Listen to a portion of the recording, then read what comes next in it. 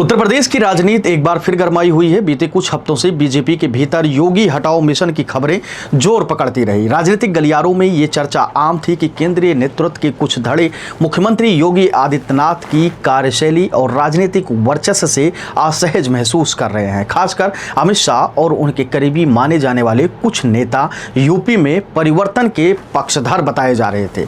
चाहे वो बीते दिनों केसों को अमित शाह द्वारा मित्र बताना हो या फिर ट्रांसफर की खबरों को लेकर हो, योगी ने बिना शीर्ष नेतृत्व के सुने अपने ढंग से यूपी में पोस्टिंग और ट्रांसफर के काम किए हैं। लेकिन हाल ही के घटनाक्रम से यह साफ होता जा रहा है कि योगी हटाओ मिशन अब पर्दे के पीछे जा चुका है, यानी कि फेल हो चुका है और शाह की टीम फिलहाल बैकफुट पर है। सवाल अब यह है कि आखिर कैसे फेल हुआ योगी हटाओ मिशन। तो इसका सीधा और सरल जवाब है कि योगी का जनता में लोकप्रियता अभी भी बरकरार है। योगी आदित्यनाथ की प्रशासनिक पकड़ और ठोक दो वाली छवि प्रदेश की जनता में अब भी लोकप्रिय है। अपराध पर नियंत्रण और बुलडोजर राजनीति ने एक खास वर्ग में या कहें या विशेष वर्ग में उन्हें मजबूत जन समर्थन दिया है। दूसरी बात, योगी का संगठन में वर्चस्व अभी भी कायम है। यूपी बीजेपी का एक बड़ा तबका योगी के साथ खड़ा दिखता है, चाहे वह संगठन के पुराने नेता हो या विधायक। योगी को हटाने की कवायद को खुलेआम समर्थन का अभाव दिखता है। तीसरी बात, योगी को संघ का अप्रत्यक्ष समर्थन भी हासिल है। आरएसएस का झुकाव अक्सर अस्थायी अनुशासन की ओर रहता है। योगी को हटाने से पैदा होने वाली अशांति को लेकर संघ ने दूरी बनाई रखी है या फिर मौन समर्थन दिया है। मोहन भागवत कई बार योगी से मुलाकात किए हैं। मोहन भागवत शाह से ज्यादा इस वक्त योगी आदित्यनाथ के करीबी माने जाते हैं। मोहन भागवत योगी में एक अच्छा शासक देखते हैं। अब तो सवाल यह भी उठता है कि क्या शाह की जो टीम है वो बैकफुट पर हो गई है। तो इसका जवाब है बिल्कुल हाँ। शाह यूपी में वो नहीं कर पा रहे हैं जो वो करना चाहते थे। केंद्र की राजनीति में अमित शाह की पकड़ भले ही मजबूत हो, लेकिन यूपी जैसे विशाल राज्य में योगी आदित्यनाथ की स्वतंत्र सत्ता संरचना बनी हुई है। शाह के कुछ विश्वास पात्रों द्वारा योगी के विकल्पों को तलाशने की खबरें सामने आई, लेकिन कोई ठोस दावेदार न उभरने से यह योजना ठंडी पड़ गई।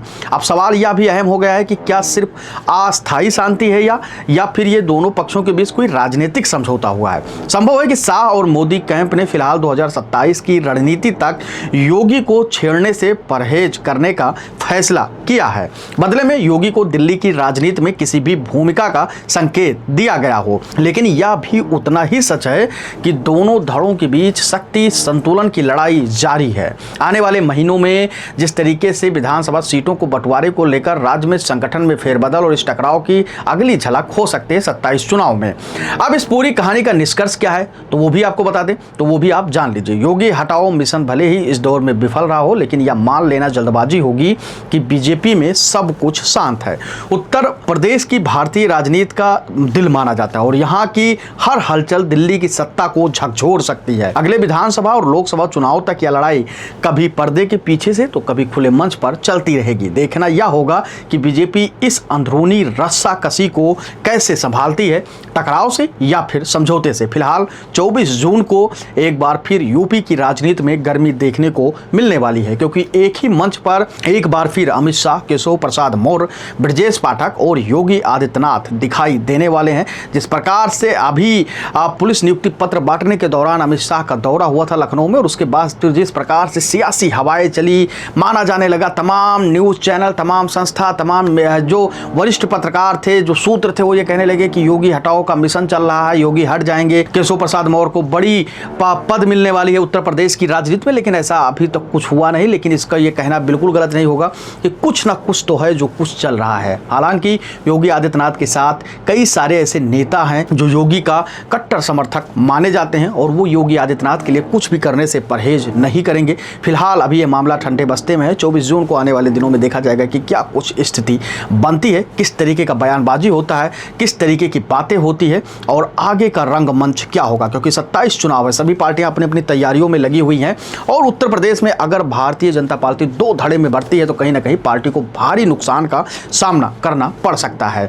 और जिस तरीके से मोहन भागवत योगी आदित्यनाथ के साथ हैं उसको लेकर भी आप अपनी राय हमको बताइएगा और बताइएगा कि क्या योगी आदित्यनाथ इतने सर्वोच्च नेता हैं, इतने अच्छे नेता हैं और जनता में इतनी उनकी लोकप्रियता है कि उनको हटाना मुश्किल है। आप अपनी राय हमें कमेंट सेक्शन में जरूर दीजिएगा और बताइएगा कि योगी आदित्यनाथ को लेकर आपकी क्या कुछ सोच है। क्या बीजेपी अगर उनको हटाती है तो किस तरीके का नुकसान का उनको सामना करना पड़ सकता है। धन्यवाद।